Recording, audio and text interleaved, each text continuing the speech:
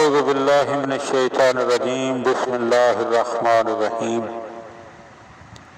مولا کائنات حضرت امیر المومنین علی بن ابی طالب علیہ الصلوۃ والسلام کے مجموعہ کلام نہج البلاغہ کے تیسرے باب کا 385 نمبر فرمان۔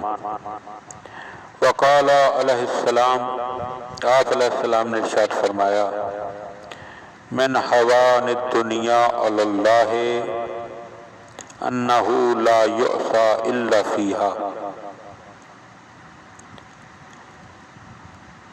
دنیا کے اللہ کے نزدیک گھٹیا ہونے کے لیے، دنیا کی حقارت کے لیے یہی بہت ہے کہ اس دنیا ہی میں اللہ کی معصیت ہوتی ہے۔ وَلَا يَنَالُ مَا عِندَهُ إِلَّا بِتَرْكِهَا، اور جو نعمتیں اللہ کے پاس ہیں ان کو حاصل نہیں کیا جا سکتا مگر اسی صورت میں کہ انسان دنیا سے منہ کو موڑ لے، دنیا کو ترک کر دے۔ بڑا قابل توجہ فرمان ہے کہ مولا مومنین کو بتا رہے ہیں کہ ہم دنیا کو گھٹیا کیوں کہتے ہیں، دنیا کو حقارت کی نظر سے کیوں دیکھتے ہیں۔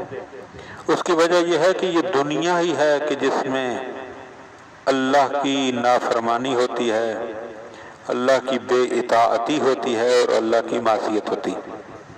آخرت میں تو کوئی نافرمانی کا یا بے اطاعتی کا یا معصیت کا تصور بھی نہیں کر سکتا۔ پہلی وجہ تو یہ ہے کہ اس میں اللہ کی معصیت ہوتی ہے، اس لیے یہ دنیا گھٹیا ہے۔ اور دوسری اس کے گھٹیا ہونے کی وجہ یہ ہے کہ دنیا کو چھوڑے بغیر، دنیا سے منہ موڑے بغیر انسان وہ چیزیں، وہ عظیم آخرت کی نعمتیں حاصل نہیں کر سکتا جو اللہ کے ہاں موجود ہیں۔